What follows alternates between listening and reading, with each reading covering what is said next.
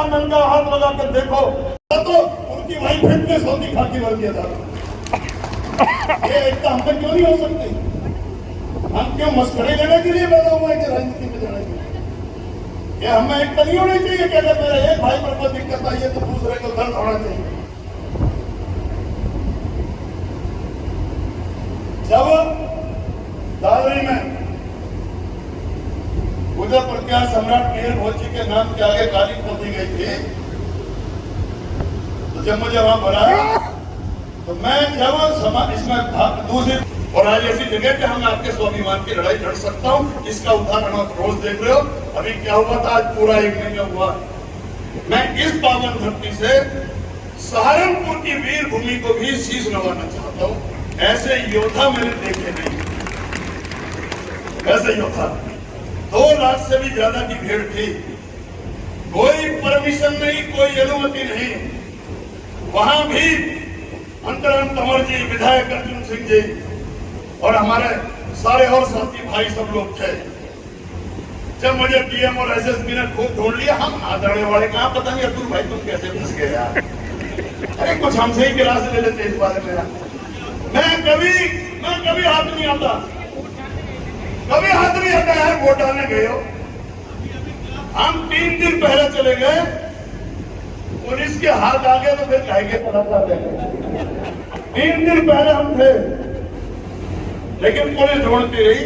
हम रात भर 2 घंटे बाद गांव बदलते रहे, तब ढूंढ लो कहां ढूंढोगे। साथ के लड़के जरूर थे, वो उनके हाथ रखे।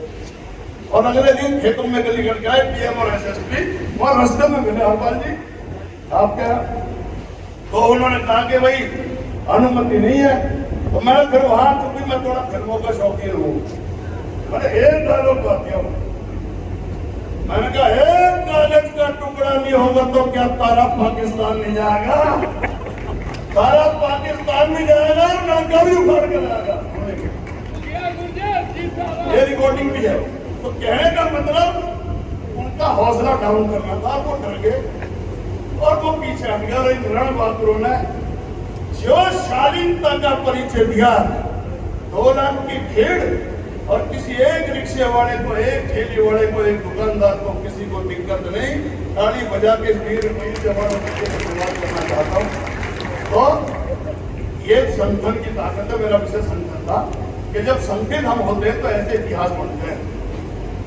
मैं ये चाहता हूँ थोड़ा सा सुझाव करता हूँ, थोड़ा हम लोगों के लिए थोड़े से प्रत्या करो, क्योंकि दर्द जो है ना हर जगह बयान नहीं किया जा सकता।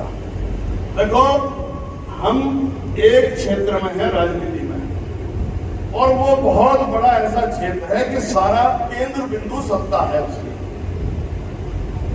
आप लोग, अब मेरे ख्याल औसत जीवन 60 साल का है आदमी का। हाँ, वीरेंद्र सिंह जी भी तो थे वहां जेल में, इनको भेज दिया। तो 60-70 साल की उम्र लगा दो।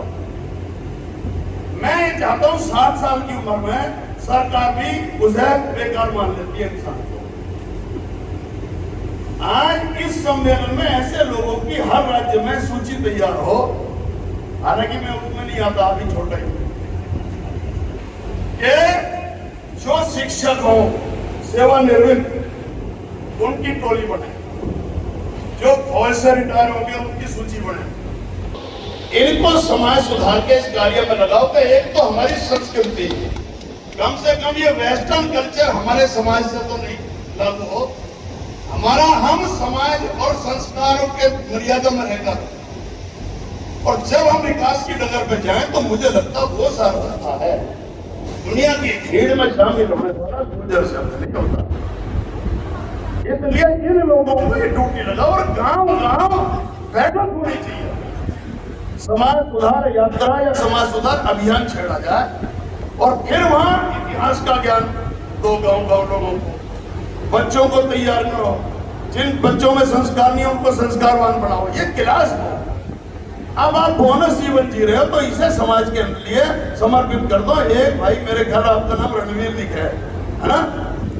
रणवीर सिंह जी, आपने एक बात बहुत बढ़िया बात कही कि बाकी का जीवन समाज के। तो मैं ये कह रहा हूँ ऐसे कुछ लोगों की एक सूची तैयार हो जाए, इसको इम्प्लीमेंट आप भी लोग कर सकते हो। ये हमारे बस की नहीं है।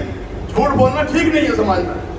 राजनीतिक आदमी तो वो अपनी राजनीति में ही लगा रहेगा, लेकिन वो भी एक बहुत बड़ा काम समाज में कर रहा है।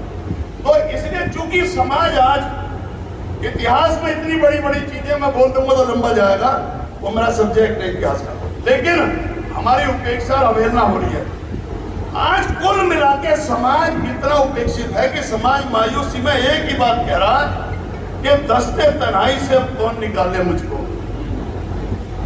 दस्ते तन्हाई, दस्त कहते हैं जंगल को, दस्ते तन्हाई से अब 1 मिनट और, दस्ते तन्हाई से अब कौन निकाले मुझको, और जाने कहां खो गए वो जो ढूंढने वाले थे मुझको, और चंद अश्कों में सिमट जाऊं ये तो मुमकिन ही नहीं है। अगर समंदर कोई तो आके संभाले मुझको।